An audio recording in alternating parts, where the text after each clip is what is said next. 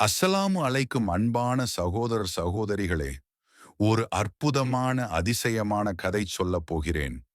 இது 300 ஆண்டுகள் உறங்கிய சில இளைஞர்கள் மற்றும் அவர்களது நாயின் உண்மையான மார்க்க பயணத்தின் கதை. எப்படி அவர்கள் உலகத்தின் செல்வ செழிப்பையும் உறவுகளையும் விட்டு உண்மையான மார்க்கத்தோடு வாழ்ந்தனர்.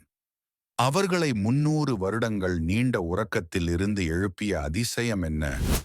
குரானிலும் குறிப்பிடப்பட்ட இந்த சம்பவம் நம்மை வியப்பில் ஆழ்த்தும். முழு கதையை முழுமையாக அறிய வீடியோவை இறுதி வரை பாருங்கள். ஒரு நாட்டில் ஒரு மன்னன் ஆட்சி செய்தான். அவன் சக்தி வாய்ந்தவன்.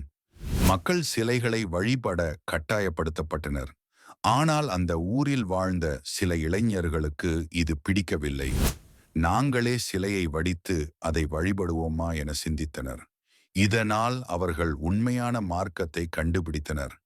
சிலை வழிபாடு தவிர்க்கப்பட வேண்டும் என்பதை உணர்ந்தனர். இளைஞர்கள் ஒருமித்தமாக தங்களது நம்பிக்கையை உறுதிப்படுத்தினர். சிலை வழிபாட்டை எதிர்த்து மன்னருக்கு எதிராக நின்றனர். எம்மை படைத்தவன் அல்லாஹ் ஒருவனே, அவனை தவிர வேறு எவரையும் எதையும் வணங்க மாட்டோம் என்று உறுதியோடு கூறினர். இவர்கள் முக்கிய குடும்பங்களின் பிள்ளைகள் என்பதால் மன்னன் கொஞ்சம் காலதாமதம் கொடுத்து புதிய மதத்தை விட்டுச் செல்ல வாய்ப்பு வழங்கினார். ஆனால் உண்மையான மார்க்கத்தோடு வாழத் தீர்மானித்த இளைஞர்கள் ஊரின் செழிப்பும் உறவுகளும் விட்டு ஓட வேண்டிய நிலைக்கு வந்தனர். உயிர் வாழ வேண்டும் என்றால் உண்மையான மார்க்கத்தை விட்டுவிட முடியாது. என்ன செய்வது? மார்க்கமே உயர்ந்தது. எனவே யாருக்கும் தெரியாமல் அவர்கள் ஊரை விட்டு ஓடத் தீர்மானித்தனர். அவர்கள் விளையாடுவது போல் கொஞ்சம் கொஞ்சமாக நகர்ந்து ஊர் எல்லையை தாண்டினர். அதன்பின் விரைவாக தமது பயணத்தை தொடர்ந்தனர். போகும் வழியில் அவர்களுடன் ஒருவர் சேர்ந்தார். அவரோடு அவரது நாயும் வந்தது. அவர்கள் தமது தியாக பயணத்தை தொடர்ந்தனர். ஊரில் செழிப்போடு வாழ்ந்தவர்கள் எங்கு செல்வது என்ற இலக்கு இல்லாமல் திரிகின்றனர். அவர்களின் ஒரே இலட்சியமாக உண்மை மார்க்கத்தோடு வாழ வேண்டும். உலக இன்பங்கள் அனைத்தையும் இழந்தாலும் இஸ்லாத்தை இழந்துவிடக்கூடாது, ஏகத்துவத்திற்கு மாறு செய்து விடக்கூடாது என்ற ஏக்கம், சுவனமே அவர்களின் இலக்காக இருந்தது. வழியில் அவர்கள் பாதுகாப்பான குகையை கண்டுபிடித்தனர். இருளும் சூடும் இல்லாத காற்றோட்டம் இருக்கும் அந்த குகை தங்குவதற்கு ஏற்ற இடமாக அமைந்தது. நாட்டில் செல்வ செழிப்போடு வாழ்ந்தவர்கள் இன்று குகைக்குள் இருந்தனர். அவர்களுக்கு மார்க்கம்தான் பெரிதாக தெரிந்தது. அல்லாஹ்வின் அருளுக்காக அவனிடம் பிரார்த்தித்தனர். அல்லாஹ் ஆழ்ந்த உறக்கத்தை வழங்கி அவர்களுக்கு அருள் செய்தான். பயணத்தின் களைப்பால் அனைவரும் சற்று ஓய்வெடுப்பதற்காக உறங்கினர். ஒரு நாள், 2 நாள் அல்ல, 1 மாதம், 2 மாதங்கள் அல்ல, ஓரிரு வருடங்களும் அல்ல, 300 வருடங்கள் ஆழ்ந்த உறக்கம். அல்லாஹ் அவர்களை புரண்டு புரண்டு உறங்க செய்தான். அவர்களின் நாய் கால்களை விரித்து கொண்டு காவல் காப்பது போல் உறங்கியது. அவர்கள் ஆழ்ந்த உறக்கத்தில் இருந்தாலும் பார்த்தால் விழித்துக் கொண்டிருப்பது போன்று தோன்றும் விதத்தில் அவர்களது தோற்றம் இருந்தது. யாரும் பார்த்தால் பயப்படும் விதத்திலும் அவர்கள் காட்சி தந்தனர். இதுவெல்லாம் அவர்களை பாதுகாக்க அல்லாஹ் செய்த ஏற்பாடுகளாகும். 300 ஆண்டுகள் கழிந்த பின் அவர்கள் விழித்தனர். வெளியில் நடந்த மாற்றங்கள் அவர்களுக்கு தெரியவில்லை. நாம் எவ்வளவு நேரம் உறங்கியிருந்தோம் என்று கேட்டனர். நேரத்தை அளவிட எதுவும் இல்லை, கடிகாரம் இல்லை, நாட்காட்டி இல்லை. சிந்தித்த பின்னர் அவர்கள், எவ்வளவு நேரம் உறங்கியிருந்தோம் என்பதை அல்லாஹ் தான் அறிவான் என்று கூறினார்கள். உறங்கி எழுந்த பிறகு உணவு தேவைப்பட்டது. அதனால் அவர்கள் கையில் எடுத்து வந்த பணத்தை ஒருவரிடம் கொடுத்து, மிக கவனமாக வெளியில் சென்று உணவு வாங்கி வாருங்கள். இருப்பதில் நல்ல உணவை எடுத்து வாருங்கள்.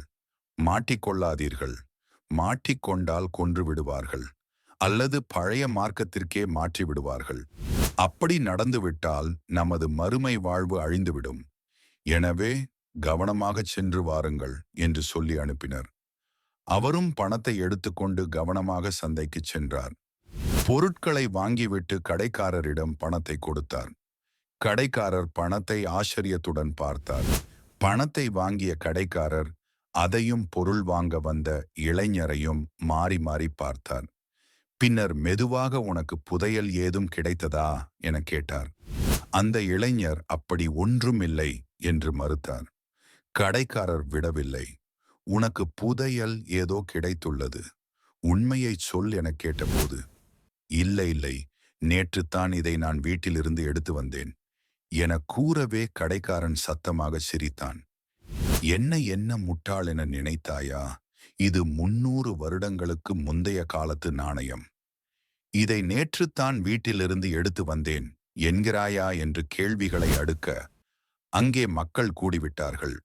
இளைஞருக்கு என்ன செய்வதென்றே தெரியவில்லை.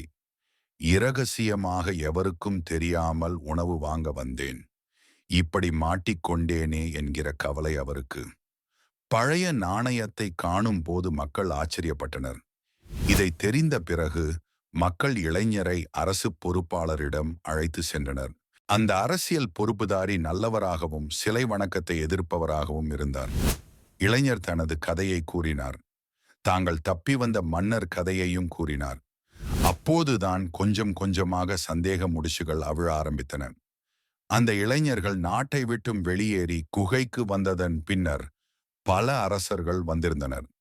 இப்போது நாட்டில் சிலை வணக்கத்திற்கு எதிரான மனநிலை இருந்தது. 300 வருடத்திற்குள் மக்களின் மார்க்க நிலையும் மாறியிருந்தது. அந்த இளைஞர் 300 வருடங்கள் தூங்கியுள்ளார் என்பதை அறிந்த கவர்னரும் மக்களும் அவரை பெரிதும் மதித்தனர். குகையில் ஏனையவர்களையும் அழைத்து வர கவர்னரும் மக்களும் கூட்டமாக குகை நோக்கி வந்தனர். குகைக்கு அருகில் வந்தபோது அந்த இளைஞர், நாம் எல்லோரும் சென்றால் அவர்கள் பயந்து விடுவார்கள். முதலில் நான் போய் நடந்திருப்பது என்ன என்று அவர்களுக்கு தெளிவுபடுத்துகின்றேன். நீங்கள் இங்கேயே இருங்கள், பின்னர் நீங்கள் வரலாம் என்று கூறினார். மக்கள் வெளியில் நின்றனர். இளைஞர் அவர்களிடம் சென்று நடந்தவற்றை விவரித்தார். உண்மை நிலையை அறிந்தவர்கள் மீண்டும் உறங்கினர். மீளாத உறக்கம். அவர்கள் மரணித்து விட்டனர். நீண்ட நேரமாகியும் அவர்கள் வராததை அவதானித்த மக்கள் குகைக்கு வந்தனர். அவர்கள் அத்தனை பேரும் மரணித்திருந்தனர்.